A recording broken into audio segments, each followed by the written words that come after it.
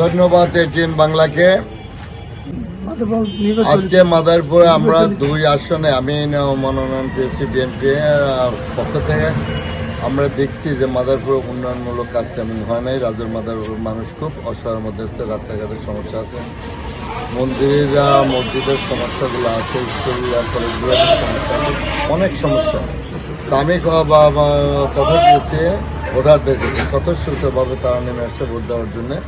আমি কথা দিচ্ছি যদি আমি নির্বাচিত হতে পারি তো সর্বপ্রথম আজকে রাজুর মাদারীপুরে একটা মেডিকেল কলেজ দরকার।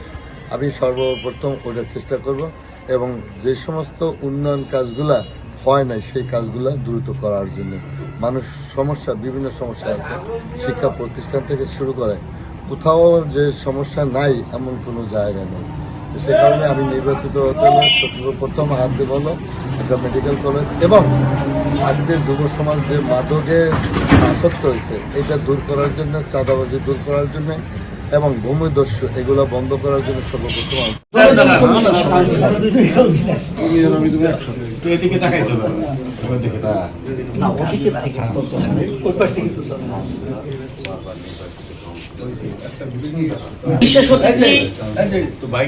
বিশেষ অতিথি আমাদের ধানের শীষের কান্ডারি জনাব জাহাঙ্গীর আলী জাহান ভাইকে ফুলের শুভেচ্ছা জানাবে হোসেনপুর ইউনিয়নের সাবেক বিএনপির সভাপতি বাসু ভাই, রাজমুল হোসেন বাসু।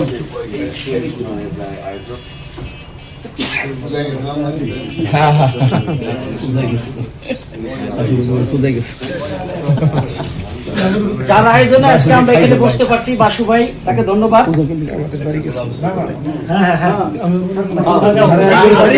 আমি আমাদের ডাক্তার গোলাম হোসেন ফুল দিয়ে শুভেচ্ছা জানাবে আমাদের নাজর থানার সাবেক কৃষক দলের সভাপতি সংগঠনের নবীন প্রবীণ সংগঠনের অন্যতম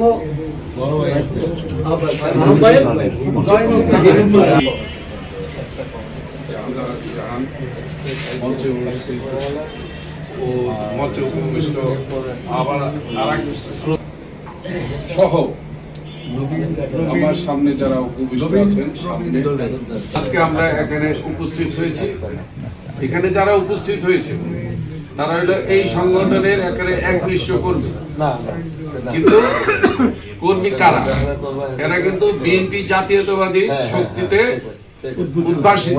এরা সবাই বিএনপি জাতীয়তাবাদী দলের বিশ্বাসী যে আপনারা কাজ করছেন, সেই লক্ষ্যে আপনাদের কাজ করতে হবে। সবাইকে ধন্যবাদ জানিয়ে আমি আমার বক্তব্য শেষ করছি। আল্লাহ হাফেজ। সংগ্রামীর সাথে জাতীয়তাবাদী দল বিএনপির কৃষক দলের সাবেক রাজৈর থানার সম্মানিত সভাপতি SM আজিজুল হক, তাকে মূল্যবান বক্তব্য দেওয়ার জন্য অনুরোধ করছি। বিসমিল্লাহির রহমানির রহিম। মাদারীপুরের মুরব্বী, বিএনপির কেন্দ্রীয় কমিটির সদস্য, আমার শ্রদ্ধেয় বড় ভাই কবির ভাই, আজকের এই সবাই উপস্থিত আছেন, যাকে নিয়ে আজকে আমরা এখানে বসেছি। আমার প্রাণপ্রিয় বস, আজ থেকে 40 বছর আগে যার সাথে আমাদের পারিবারিক সম্পর্ক, ডাক্তার সরোয়ার সাহেব আজকের এই সবাই উপস্থিত আছেন। আমাদের আজকে যার জন্য আজকে আমরা এখানে উপস্থিত হয়েছি, আমরা 2-1টি কথা বলবো। আমাদের কথাগুলি আন্তরিকতার সহিত শুনতে হবে, এটা আমার অনুভব। মাত্র 2-3 মিনিট, এর বেশি না। আজকের এই উপস্থিতিতে আমাদের ক্যান্ডিডেট তারুণ্যের হক। আজকে আপনারা জানেন এই জাহাঙ্গীর আলী জাহান কোথাও মাথা নত করেন না। আমরা কিছু কিছু লোক করেছি চাপের মুখে, কিন্তু সে করে নাই।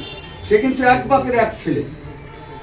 আজকে সেই স্বৈরাচার ঈশ্বরের আমল থেকে সে আন্দোলন সংগ্রাম করতে করতে করতে করতে এই আমলিগ এই স্বৈরাচারী হটানোর জন্য সে জেল জুলুম হুলিয়া সবকিছু কেটেছে, কিন্তু আপোষ করেন না। আজকে আমাদের মনের মতো একজন ক্যান্ডিডেট তারুণ্যের অহংকার আগামী দিনের প্রধানমন্ত্রী তারেক রহমান দিয়েছে। এজন্য তাকে আমরা আমাদের এই নবীন প্রবীণ দলের পক্ষ থেকে আমার সালাম এবং শুভেচ্ছা জানাই। আজকে ভাইরা আমার, একটা কথা বলতে হবে, এই সংগঠনটি শুধু রাজনীতি সীমাবদ্ধ। সাহেবকে বলবো, আমার ডাক্তার সাহেবকে বলবো, যারা মাদারীপুর থেকে আসছেন, এই যে দেখেন যে লোকগুলি, এই চেহারাগুলি হয়তো আপনাদের চোখে পড়ে নাই। মাদারীপুর, কবিরাজপুর, কদমবাড়ি যেখানে যাওয়া লাগে, আমাদের সমস্ত নবীন প্রবীণ সংগঠনের সমস্ত নেতা কর্মীরা সেখানে ইনশাআল্লাহ উপস্থিত হবে। আপনাদের কাছে আমার বিনীত অনুরোধ একটা, যে আমরা সবাই একসাথে মিছিল মিটিং করব। এই যে মিটিং করব, মিছিল করব, যখন ডাকবে ক্যান্ডিডেট যাকে প্রয়োজন সেখানে সে নেবে, আমরা যাব, কিন্তু আমাদের ওয়েতে আমরা যাব।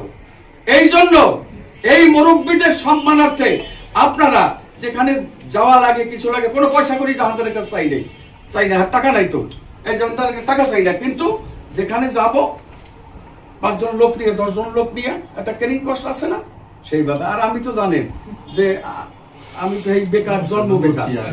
হ্যাঁ, যাই হোক, তারপরও আমি আছি, আমি থাকবো। আপনারা জাহানদার আলীকে আপনারা ভোট দেবেন না, ভোট দেবেন প্রেসিডেন্ট শহীদ জিয়াউর রহমানকে, ভোট দেবেন মরহুম খালেদা জিয়াকে, ভোট দেবেন তারুণ্যের অহংকার তারেক জিয়াকে আগামী দিনে।